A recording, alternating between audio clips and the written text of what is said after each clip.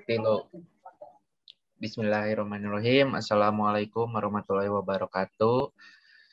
Perkenalkan kami dari kelompok 9 yang kami akan mempresentasikan yang tentang tanggung jawab sosial perusahaan atau yang bisa disebut dengan corporate social responsibility. Pertama kami perkenalkan diri terlebih dahulu. Saya Hairi Razanwasi dengan nomor pokok mahasiswa 2040-174.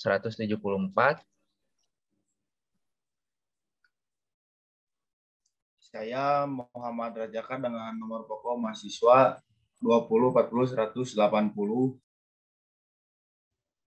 Saya Ilham Putra Gumilang dengan NPM 2040101053.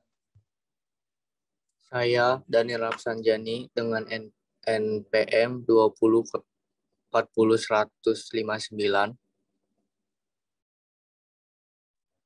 Ya, presentasi awal akan dilanjutkan oleh Rajaka.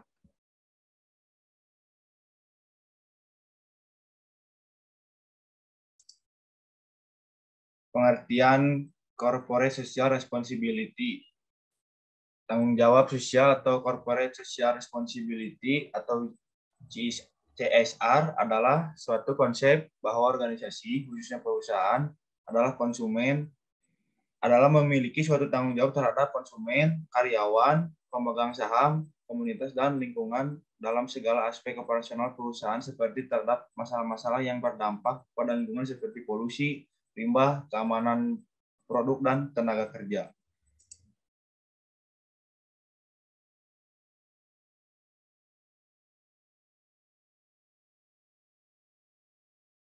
Ruang lingkup corporate social responsibility ada 4.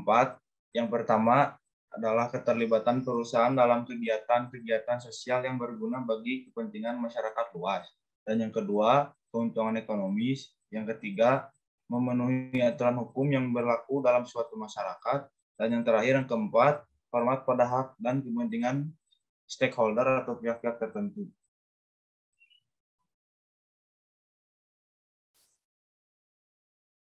Jenis-jenis program corporate social responsibility.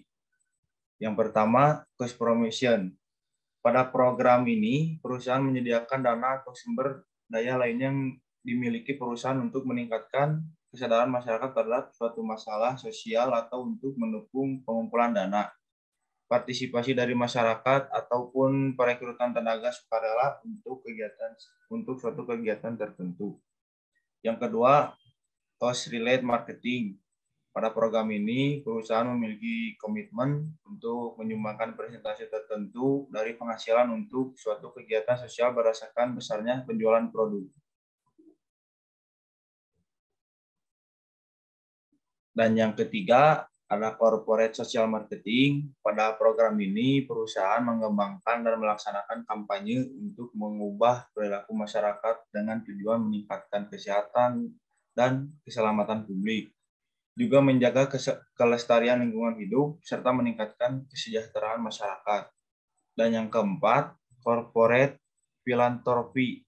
Pada program ini, perusahaan memberikan sumbangan langsung dalam bentuk drama untuk kalangan masyarakat tertentu.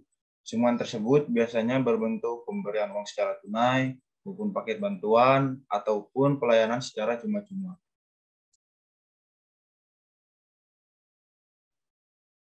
Baik, selanjutnya akan dilanjutkan oleh Ilham.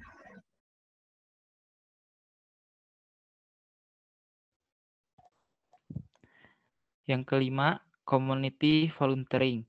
Pada program ini, perusahaan mendukung serta mendorong para karyawan, para pemegang franchise, atau rekan pedagang eceran untuk menyisihkan waktu mereka secara sukarela guna membantu organisasi-organisasi masyarakat lokal maupun masyarakat menjadi sasaran program. Yang keenam, socially responsible business practice atau community development. Pada program ini, perusahaan melaksanakan aktivitas bisnis melampaui aktivitas bisnis yang diwajibkan hukum, serta melaksanakan investasi yang mendukung kegiatan sosial dengan tujuan meningkatkan kesejahteraan komunitas dan memelihara lingkungan hidup.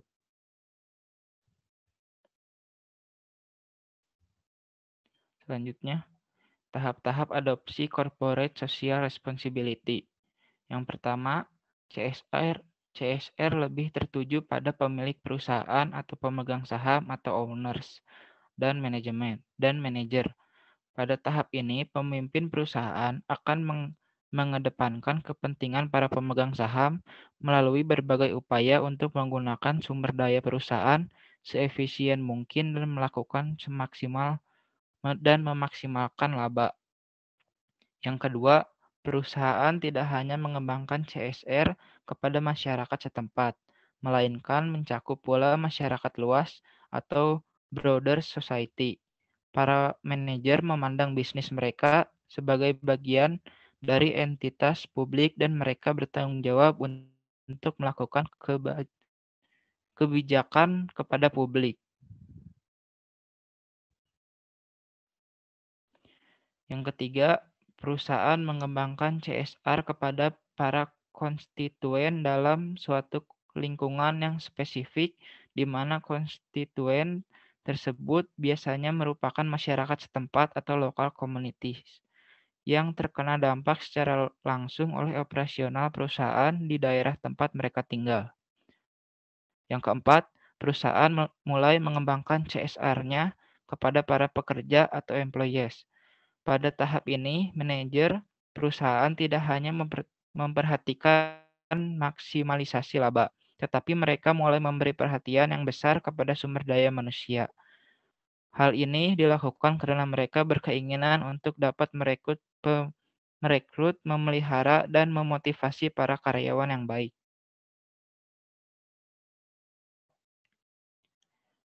Manfaat Corporate Social Responsibility. Bagi perusahaan, terdapat 4 manfaat yang diperoleh perusahaan dengan mengimplementasikan CSR. Pertama, keberadaan perusahaan dapat tumbuh dan berkelanjutan dan perusahaan mendapat citra yang positif dari masyarakat luas. Kedua, perusahaan lebih mudah memperoleh akses terhadap modal atau kapital. Ketiga, perusahaan dapat mempertahankan sumber daya manusia atau human resource yang berkualitas. Keempat, perusahaan dapat meningkatkan pengambilan keputusan pada hal-hal yang kritis atau critical decision making, dan mempermudah pengelolaan manajemen risiko atau risk management. Bagi masyarakat, praktik CSR baik akan meningkatkan nilai tambah adanya perusahaan di suatu daerah karena akan menyerap tenaga kerja, meningkatkan kualitas sosial di daerah tersebut. Pekerja lokal yang diserap akan mendapatkan perlindungan akan hak-haknya sebagai pekerja. Jika terdapat masyarakat adat atau masyarakat lokal, praktik CSR akan menghargai keberadaan tradisi dan budaya tersebut. Selanjutnya akan dilanjutkan oleh Dani.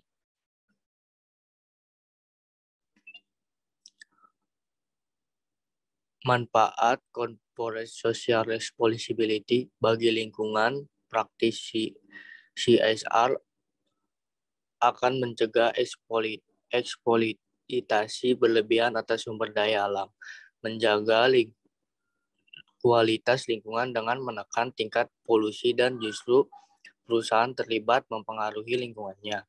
Bagi negara, praktisi CSR yang baik akan mencegah apa yang disebut corporate misconduct atau malpraktis bisnis seperti penyuapan pada aparat negara atau aparat hukum yang memicu tingginya korupsi.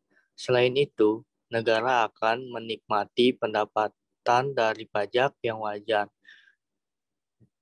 yang tidak digelapkan oleh perusahaan.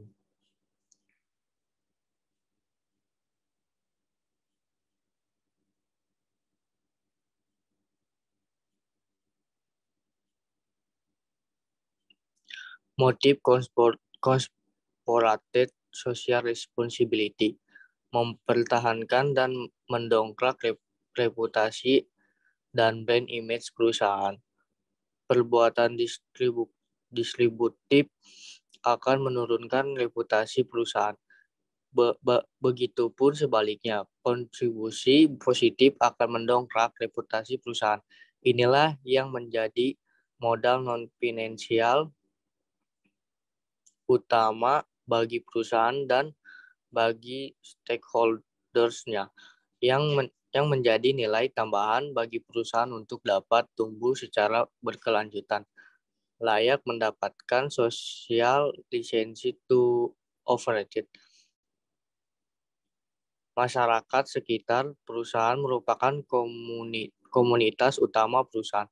Ketika mereka mendapatkan benefit dari keberadaan perusahaan, maka pasti dengan sendirinya mereka ikut merasa memiliki perusahaan. Sebagai imbalan yang diberikan ke perusahaan, yang tidak paling adalah keleluasan perusahaan untuk menjalankan roda bisnis di wilayah tersebut.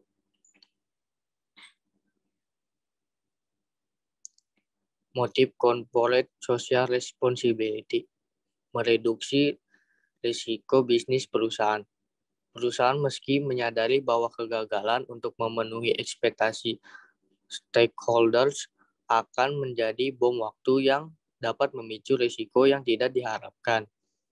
Melebarkan akses sumber daya, track record yang baik dalam pengelolaan CSR merupakan keunggulan bersaing bagi perusahaan yang dapat membantu untuk memuluskan jalan menuju sumber daya yang diperlukan perusahaan.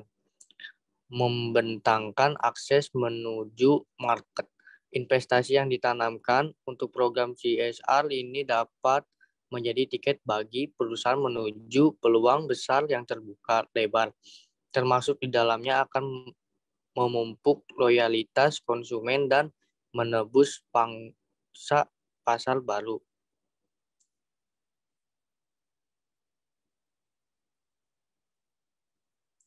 Motif corporate social responsibility, mereduksi biaya. Contoh adalah upaya mereduksi limbah melalui proses resik atau daur ulang ke dalam siklus produksi. Memperbaiki hubungan dalam stakeholders, implementasi program CSR tentunya akan menambah frekuensi komunikasi dengan stakeholders. Nuansa seperti itu dapat membentang karpet merah bagi terbentuk trust kepada perusahaan. Memperbaiki hubungan dengan regulator. Perusahaan yang menerapkan program CSR pada dasarnya merupakan upaya untuk meringankan beban pemerintah sebagai regulator. Sebab pemerintah yang menjadi penanggung jawab utama untuk mensejahterakan masyarakat dan melestarikan lingkungan.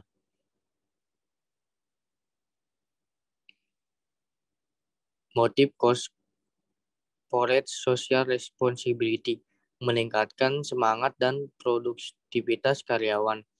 Kesejahteraan yang diberikan para pelaku CSR umumnya jauh lebih melebihi standar